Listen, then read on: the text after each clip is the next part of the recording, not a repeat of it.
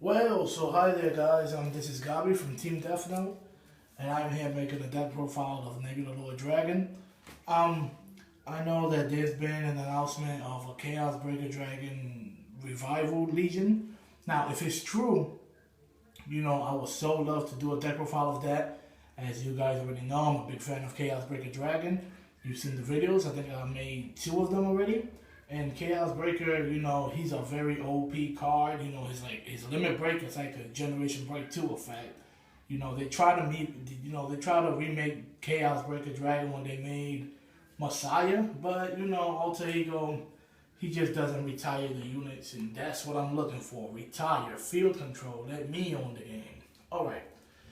So today I come with you with a remastered Nebula Lord Dragon deck profile. I have never made a Nebula Lord Dragon deck profile. I own lots of Link Joker decks. So yeah, let's start off with the starter. Just tell Unicorn, of course, the basics. Now, going on to one of the main grade 3s of the deck, 4 Nebula Lord Dragons. One is SP. Okay, Nebula Lord Dragon, we all know what he does. Counterblast to lock one of your opponent's back row unit. And every unit in my front row gains plus 3,000 for every lock card that my opponent possesses. Now, this card is very, very good, except for the Counterblast 2 part, just to lock one unit. That's pretty much his downfall. You do not want to, you can ride him, at the start of the game and just build pressure with him, slapping your opponent with like the limit break enablement and some lock cards on the field, and yeah. But this card, the only thing that it lacks is, it's that Counterblast 2 that's very heavily cost. So that's why a lot of people don't even look at Nebula Lord Dragon, but this deck is very, very OP. Alright, on top of the 4 Nebula Lord Dragons, we give him the companion of Dark Zodiac. Now, why Dark Zodiac? Dark Zodiac, for very little cost of Counterblast 1 and a Persona Blast, you get to Omega Lock your opponent's field. So that's what you want. You go into Dark Zodiac or you stride, you beat your opponents down, lock up his whole field, go into Nebula Lord Dragon, just swing for high numbers to like obliterate him. This is what we're looking for. Okay. Now, going on to the grade 2s, we are running 3 Astro Reaper. Just 3. I find that 4 is a little bit too much. And we have other grade 2s in this deck that, we'll really like to have out there.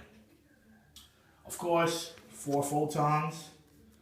I think everybody should be running this. And Star Raiders. Any type of Star Raider build, Photons should be there.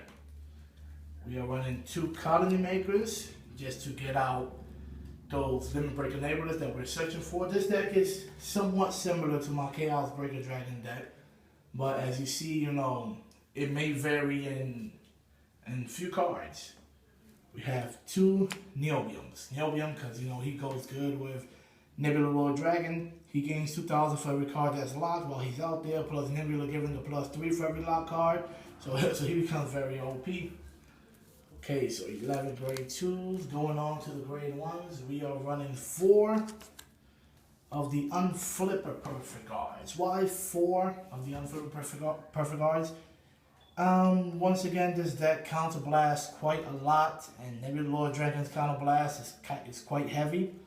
So you would like to run Unflippers just for that purpose. So yes, guys, make sure you have counterblast to obliterate your opponent at the end. 4 limit break enablers. I think I went through this in the last deck profile. 3 is a no-no because your opponent you might end up right on him, or they might retire him. There's no way you can get him back to the field. Well, this deck does Legion, but you would like to have as many of him out there as possible. That's why 4.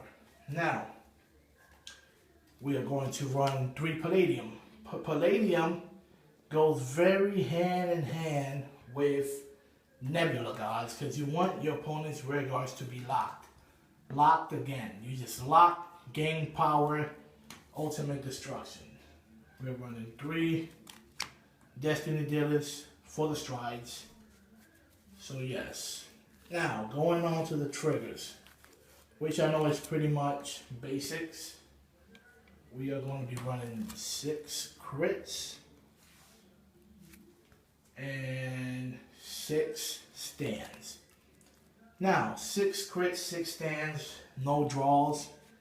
The reason why I don't want draws in this deck, well, you know, because I want crits and stands. This is a powerhouse deck. So you're like to slap your opponent. If he takes the Vanguard hit, you can crit him. If he doesn't, you stand up your units back up and they attack again. High numbers, this is what we want. We can recycle the stands back in the deck with Dark Zodiac while you Legion. And once you do Stride, you just get better chances of putting stands. So, you know, the deck becomes very, very aggressive. This is why we run no draw triggers. And 4 heals, of course. Now, going to the strides is pretty much basically same strides as used for Chaos Breaker. There's nothing changing. You do not need amnesties. You don't want amnesty in this deck. You want your opponent's rear guards to be locked. 4 Big Crunch Nebula. Of course, we're running 2 Judgment Messiahs. Now, in the other deck profile of Chaos Breaker, I made a mistake. Someone pointed out to me. You know, it's not obligated to unlock. But I do, you know, once his attack hits, I choose one of my opponent's back row rear guards and I lock him. Then it says I may choose up to 1 rear guard and unlock it. So yeah, but still, you know, I don't really like his effect that much. I still think that Link Joker should deserve another starter. You know, another opening type stride unit. Sorry about that.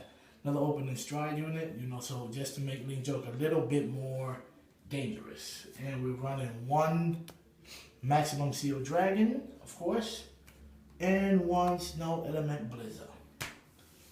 Yes, guys. Now, this is my Nebula Lord Dragon / Dark Zodiac Stride deck profile. I am going to be making sure that I do the deck. Yes, the deck profile when Chaos Breaker's Revival Legion comes out. I might switch up some of the cards that's in the deck. I might not. I do not know yet. I'm going to have to get the cards and play test them to see what's up. But yes, I hope you enjoy. Like and subscribe our video. It's Gabby from Team Death Note.